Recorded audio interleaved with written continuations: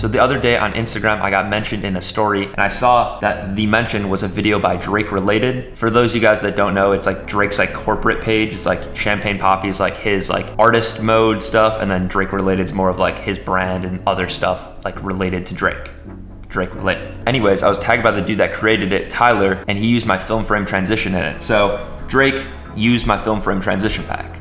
Check it out. Woo, let's go. The video is really cool. I'll have that link down below, as well as Tyler, the dude that created it. But they basically just go and give people shoes and money, which is pretty cool in my opinion. So I was thinking, in honor of that video dropping, let's go ahead and make an edit with the film frame transitions and show you how easy it is to incorporate. But I was thinking, let's use this old vintage cam, because I just recently was able to start recording to micro SD card directly from the camera, which is really nice. So you don't have to use this old CD thing that I have like none of anyways. Let's see. You would normally record to a CD and then transfer it over to your computer. If you want a video on that, drop it down in the comments. Making some pre-workout oatmeal. Maple brown sugar. Vintage cam. Look how sick this thing is.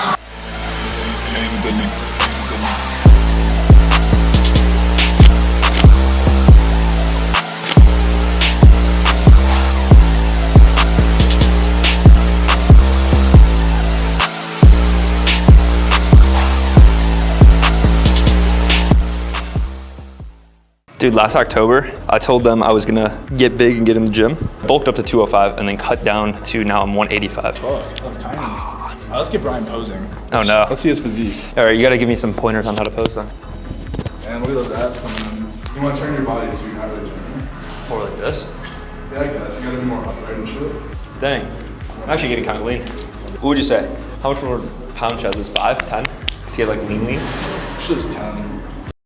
Okay, so it's the next day and I want to show you how I incorporate those film frame transitions, just like in the edit you just saw. Check this out too. Yesterday I hung up the film reels. I know I said I was gonna put them over there, but I think they look good there. And then I put the floating shelf above it, got a vintage cam, my 360 cam, the plaque, Tesla whistle, the ET book, the Nishika, and then another lens of mine. Dang, look at it in the background now. It looks so good. So before I show you the film frame transitions, I want to show you a few techniques that I use to kind of make this edit have the aesthetic that it does. So starting off, a few cables were actually loose on this connector, so it's making this glitchy effect. And instead of letting it ruin my edit, I actually used it as some transitions and kind of a cool way to kind of mask cuts. So you can see here, I actually cut when it glitches out, and I do that throughout the edit. It's almost like a flash transition, but all in camera. I'm actually pretty glad that happened because I feel like it added to the aesthetic, and I knew there was gonna be some glitches, but I didn't realize how many when I was actually recording. So taking that negative and leaning into it made it into a positive in our edit. Another thing you can see here is I have so many different markers on the beat because I really wanted to edit to the beat of the song. So you can see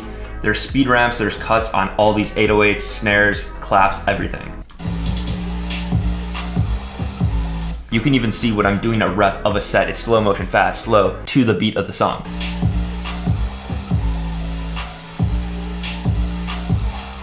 A few other things I did is just a simple mask transition. You can see the next clip behind it's kind of exposing like that. I did that, I think 2 times in this edit there, and I did one into the screen of the camera. Something really subtle that you might not even pick up on originally the first time in the edit, but it has a subtlety to it that makes for a really nice transition. And then I exported that whole entire edit and brought it into After Effects just to apply shakes from Shake Sauce.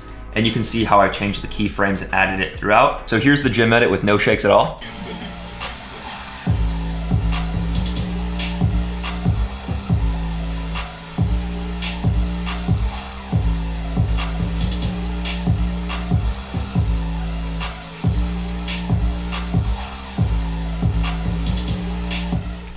There's times to keep it clean with no shake and times to add shake for energy. I think in specific for this song, it had a lot of energy, so I think the shakes were necessary, especially also with gym edits, making it just a little bit more interesting. But if your music video is really high energy or the beat's really hard, I think it's great to add shakes in, and you can see the difference like this.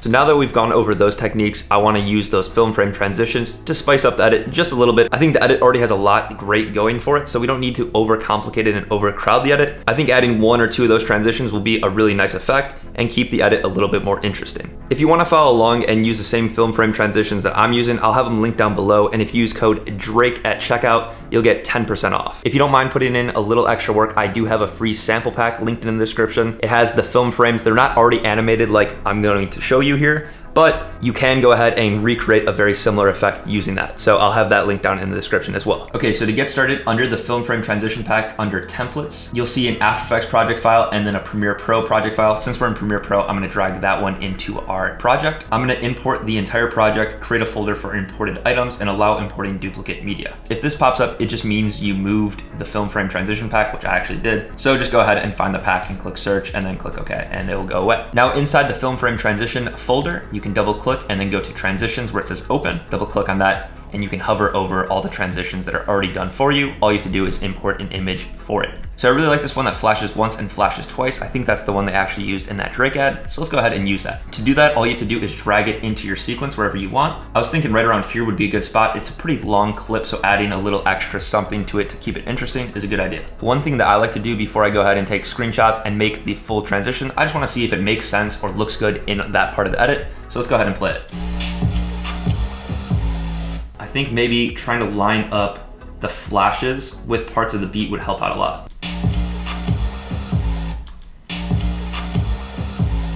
Yeah, that's a lot better. I already went ahead and took 2 screenshots from our clip. To do that, all you have to do is go over to where you want a screenshot to happen, and then go down to this export frame. You can also hit Control-Shift-E and then just save that and import it back into your project by clicking import into project. You can also use video layers. It doesn't have to be a photo. I'll show you how to do that too. Or you can use pictures from somewhere else. It doesn't have to be from your video, but I normally just use screenshots from my video. So to get our images in there, all we have to do is double click on this sequence, and then where it says double click, we need to double click. And you can see now we have this nested sequence with just a red box and the film frame.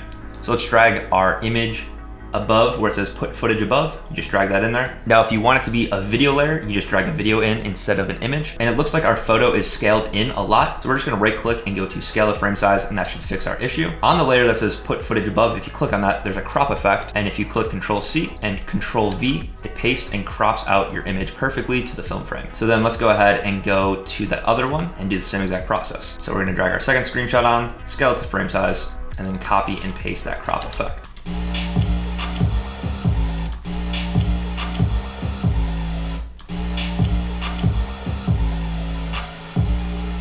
That's hard. I think right here where I'm putting on the wraps, I think is also another good spot to do it. So let's go back into our film frame transition folder and find another one. I want another simple one, so this one right here is perfect. So let's drag that in. And for this one, let's make it more of a transition rather than kind of where we had it before as more of an effect where it was just playing over one clip. Let's have it hide the jump cut between 2 clips. So if you drag it where it kind of starts flashing up before the clip cuts, you can see how that kind of serves as a transition rather than an effect. And then it's the same process. Just take a screenshot, go into that layer, drag in our screenshot, copy that crop effect, and we're done.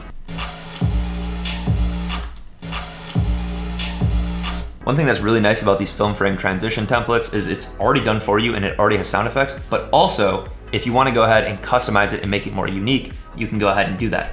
So for example, if we go back into our sequence, if you double click on here and say you don't want this film frame transition, you can delete it, go to the overall folder where the film frames are, and you can drag on any one of these now. So let's go ahead and bring on film frame 9. To customize it, it is gonna take a little extra work, but that is what you get when you want something custom. So let's go ahead and rotate it and then scale it up just a little bit. And it looks like our crop works perfectly here where we don't have to change the crop. But if it wasn't, you can just click on the crop effect on your image and drag it to wherever to line it up properly. So now when we go back, we have this frame and this frame instead of the one that was default with the transition. And it's still already animated for you and has the sound effects, but now it's your own unique frame. These film frame transitions honestly might be one of my most slept on products because also I have the PSD for each frame. So if you do want to go into Photoshop and fully customize it, you can do that. You can change the frame color by just clicking on the thing that says frame color and dragging the hue and saturation.